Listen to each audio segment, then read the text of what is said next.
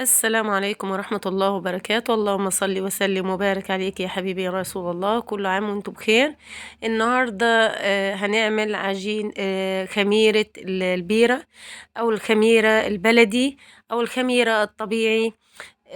تجهيزات رمضان عشان نعمل مخبوزات، نعمل معجنات، نعمل بيها حاجات. بصوا الخميرة البيرة جميلة ازاي وناجحة جدا جدا، بس اتبعي معايا هذه الخطوات وهذه الطريقة. اللي ممكن الخميرة دي ممكن نعمل منها خبز السوردو. ده طريقة الخمائر اللي بتفضل معاكي لمدة سنين. ممكن أجددها من الخميرة اللي أنا هعملها دي تفضل معاكي سنين، لأن في بعض الفنادق بيقولك إنها بتفضل ب12 سنة وال15 سنة تشتغل بهذه الخميرة، بس مع التجديد. كل اللي بعمله يا جماعة دي مية مغلية، سبتها تغلي وتبرد، وكوباية واحدة من المية المغلية، مش مغلية، هي بردت، هي دافية زي دمعة العين، معاها كوباية بالظبط نفس الكوباية المعيار اللي أنا بعاير بيه المية، بعاير بيه الدقيق وبنزل بيها كده في برطمان.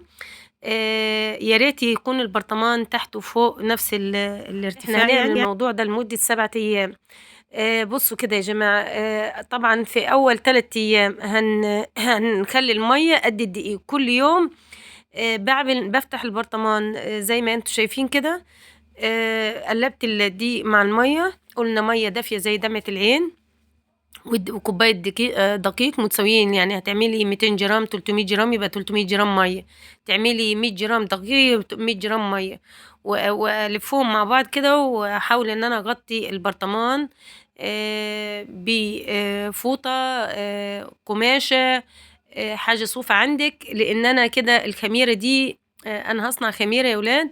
فالخميرة ده كائن حي أو فطر، هو بيتنفس وبيتغذى زي معظم الكائنات الحية، فأنا هدخله هوا عشان يتنفس، وهربط الأستك كده على البرطمانة دي قماشة صوفية نظيفة يعني ومعقماها يعني، عشان تسمح بدخول الهواء للبرطمان.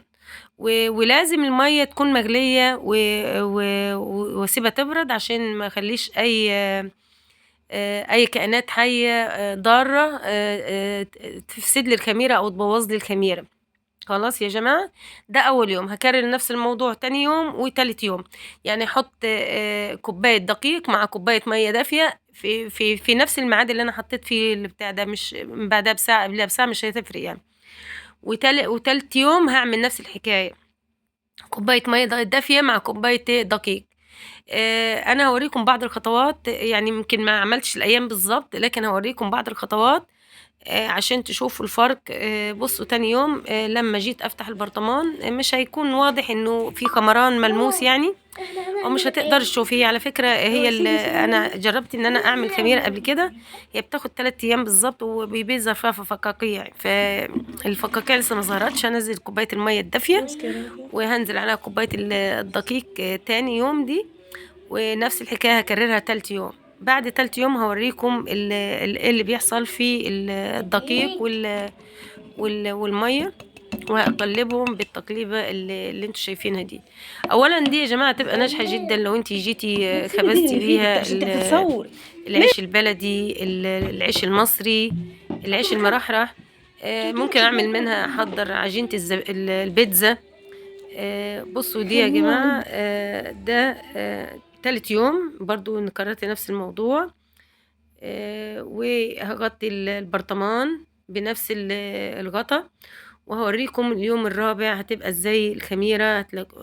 هتلاقيها فقعت وعملت الفقاقيع، وازاي الخميرة خمرت وكونت عنا الخميرة البيرة اللي هتكون توفر معاك الفلوس. احنا بنشتري القطعة قد اللي انا هعملها دلوقتي ب5 جنيه، انا هعمل لك حوالي 20 قطعة، وكلهم ما يتكلفوش معاكي غير 3 كوبايات دقيق وفقط حوالي تقريبا نص كوباية نشا او كوباية نشا. المكونات كلها عندك مية ودقيق فقط مكونين. بصوا الخميرة، بصوا الفقاقيع، حبيت اوريكم البرطمان من تحت وهوريكم برضو من فوق يا جماعة. الخميرة بصوا كمان انا كنت حاطة استك عشان اشوف الارتفاع. الخميرة ارتفعت وبدأت تعمل فقاقيع، وهكشف لكم دلوقتي عن الغطا عشان تشوفوا. بصوا يا جماعة، بصوا الخميرة، بصوا النجاح. بصوا الفكاكية طبعا شايفين الخمور مثالي جدا وناجح جدا. هنزل طبعا انا هنا دلوقتي هنزل كوباية دقيق ونصف كوباية مية فقط. ليه؟ لان ابتدى ايه، ابتدت الخميرة عندي تخمر، فانا مش عايزاها تبقى طرية قوي عشان ما يحصلش فوران. فهنزل كوباية دقيق ونص كوباية مية فقط. وبرضو في كل الحالات يا ولاد انا بنزل المية مغلية وبعدين ببردها شوية تبقى دافية فقط، دافية دفيان فقط.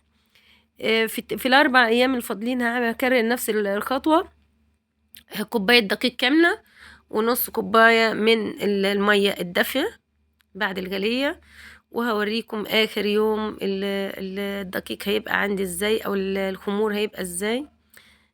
بصوا طبعا الخميرة ارتفعت خالص اهي زي ما انتم شايفين، غطت لحد الاستيك بتاع البرطمان، ونجاح مذهل. ودلوقتي ادي الخمران برضو يا ولاد جميل جدا وناجح جدا وكله مليان فقاقيع. هعري البرطمان دلوقتي في اليوم السابع ده، انا اليوم السابع ده يا ولاد. بوفرت بس عليكم الخطوات لان انا مش عايزه كل يوم اقول لكم، لكن انتوا هتكرروا 3 ايام الاولانيين كوبايه وكوبايه دقيق وكوبايه ميه دافيه. الاربع ايام الاخرانيين كوبايه دقيق ونص كوبايه ميه دافيه مع تغطيه البرطمان بقماش او منديل او فوطه قطنيه عشان تسمح بمرور الهواء والخميره تتنفس معاك كويس. بس كده هعري بعد كده باليوم السابع هعري الخميرة وهوريكم النتيجة. النهاردة ان شاء الله ناوية ان انا اعمل لكم الخميرة النهائي، الشكل النهائي بتاع الخميرة. بس هحوش الغطا. بصوا الخمور واضح جدا طبعا، الخمور رائع يعني. شايفين الفقاقيع مليانة كده. في ناس على فكرة ممكن تعملها ل10 ايام يا ولاد، ممكن تعملها لمدة 10 ايام، بس انا اكتفيت كده. بصوا الخميرة مليانة فقاقيع وتكاد تكون ناجحة جدا. هنزل دلوقتي بكمية من النشا بس انا هنزل من ملعقة واحدة بس من النشا عشان الخميرة متستواش مني، وهنزلها في طبق عميق عشان اعرف ايه هفضيها من البرطمان عشان اعرف اتحكم فيها. بس كده. وهنعجن الخميرة بكمية من النشا، مش عجين يعني، بكاد ان انا الفها بالنشا عشان اعرف بس اقطعها الى مكعبات. احط عليها حوالي تقريبا كوب من النشا عشان اعرف اقطعها مكعبات. وان شاء الله هتبقى خميرة ناجحة جدا وطريقة سهلة جدا وموفرة معاكي لميزانيتك بدل ما كل شوية اشتري. وموجودة عندي في التلاجة لما احتاجها احب اخبز اي حاجة، اعمل مأكولات، اعمل فينو، اعمل مخبوزات، اعمل بيتزا، ما فهي موجودة في البيت على طول. موفرة جدا واقتصادية جدا وسهلة وسريعة. يا ريت تعملوها. على فكرة دي الخميرة دي بيعملوا بيها عيش السور دو يا جماعة. من أطعم وأشهى وأكتر الأكلات الصحية أو العيش الصحي. فهي خميرة طبيعية بمكونات سهلة جدا، يدوبك دقيق ومية وشوية النشا بس اللي هنلم بيهم الدقيق في الآخر. أتمنى إن ولو وصلتوا لحد هنا في الفيديو تعملوا اشتراك ولايك عشان يصلكم كل ما هو جديد ومفيد وموفر لميزانيتك وموفر لاقتصادك. وادعوا في الأيام المفترجة دي ربنا يكرمكم بالصحة والعافية ويسع أرزاقكم بإذن الله ويبارك لكم في أولادكم.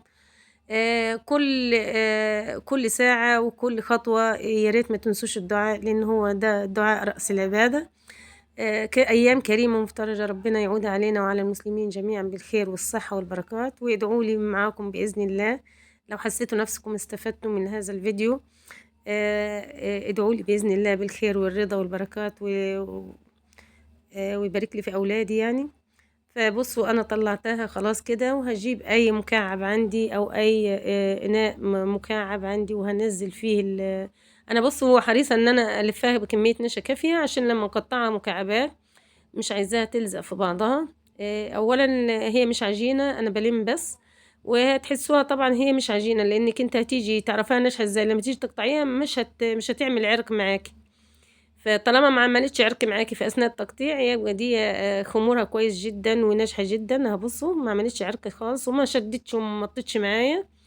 العجينه ناجحه جدا او الخميره ناجحه جدا وموفره ان شاء الله هتوفر معاكي وفكره حلوه اتمنى انكم تعملوها. في فكرة منزلية موفرة. أتمنى تعملوها، ما تنسوش اللايك والاشتراك.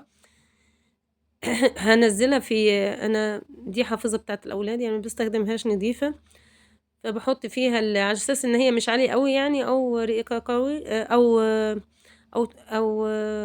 أو واسعة قوي، فبحطها على أساس إن أنا أعرف أقطعها مكعبات. بعد ذلك هسيبها ساعة في الفريزر لحد ما تتماسك جيدا عشان أعرف أقطعها، وبعد كده هطلعها من الفريزر وهوريكم الخميرة الناجحة جدا بمكونات سهلة وبسيطة، وازاي تبقى عندي خميرة ممكن اديها لاصحابي، اهادي بيها اصحابي وجيران واحبابي يعني. اتمنى الفكرة تكون عجبتكم، وما تنسوش اللايك والاشتراك. بصوا كده، ادي الخميرة بعد ما حطيتها ساعة في الديب فريزر بس عشان تلام. انا حطيتها في فريزر التلاجة مش في الديب فريزر، والله خفت احسن تلم جامد في الديب فريزر او تتماسك جامد. بصوا كده مش ماسكة في بعضها خالص، تقطيعها سهل جدا. هقطعها لمكعبات واحطها في علبة واحطها في واحطها في التلاجة. كل محتاج بس اهم حاجة اغطيها، برضو اغطيها بكيس لو انت حطها في علبة عشان الاكلات والحاجات اللي في التلاجة ما تتفاعلش معاها. على فكرة يا جماعة، كان ممكن وانا بعجن بالنشا كان ممكن اضيف مكون ما يخليش الخميرة ابدا تفسد معايا. الاضافة دي عبارة عن ملعقة من العسل الاسود او ملعقة من السكر البني. ملعقة العسل الاسود ده او السكر البني هيخلي الخميرة عمرها ما تفسد معاكي لو فضلت حتى سنة. ليه؟ لان الخميرة ده قلنا كائن حي وبيحتاج غذاء، فانت هنا لما بتضيفوله السكر البني او العسل في الخميرة بيحتفظ بالخمور دايما ويخلي البكتيريا النافعة ما تتموتش ابدا. فياريت يعني اللي عنده عسل اسود او سكر بني يضيف على الخميرة اثناء اضافة النشا، يضيف لها ملعقة من العسل الاسود او السكر البني. دي خطوة انا ما عملتهاش بس حبيت ان انا اقول لكم عليها، يعني عشان اللي حابب ان هو يعمل كمية والمكونات سهلة وبسيطة، مفيش أي تكلفة فيها. لما أجي أخبز بقى بالخميرة دي يا جماعة، هل أنا لو ربيتها أو حضرت الخميرة هتاخد ساعة؟ لا، هي بتاخد حوالي خمور عشان تخمر معاك يا جماعة، بتاخد حوالي 5 ساعات. تنشطيها، ممكن تضيفي لها ملعقة سكر، ممكن تاخد 4 ساعات معاكي لو ضفتي لها ملعقة سكر وانت بتحضري العجين بيها عشان تنشط معاكي، لانها تبقى باردة او ساقعة في التلاجة. محتاج تنشطيها، ضيفي لها ملعقة من السكر، هتنشط معاك وهتاخدي احسن خمور للمخبوزات باذن الله. اتمنى ان الفيديو يكون عجبكم ونال رضاكم، وتعملي احلى وصفة لاحلى لتجهيزات رمضان باذن الله. جهزي الخميرة وادخلي على شهر رمضان مبارك، عايزة تخبزي عيش، عايزة تعملي معجنات، باذن الله الفكرة تكون عجبتكم ونالت رضاكم. في هخزن طبعا، اقطع المكعبات زي ما انتم شايفين كده، واحاول ان انا اخزنهم في علبة، وقلنا نغطيهم بكيس او حطوهم في كيس من البلاستيك، بس حطيهم في علبة افضل، وحطهم في التلاجة واسحبوا منهم كده، وكل ما اسحب منهم اغطيهم. في نهاية الفيديو لا يسعني الا ان استودعكم في رعاية الله الذي لا تضيع ودائعه. دمتم في حفظ الله وامنه وسلامته، والسلام عليكم ورحمة الله وبركاته.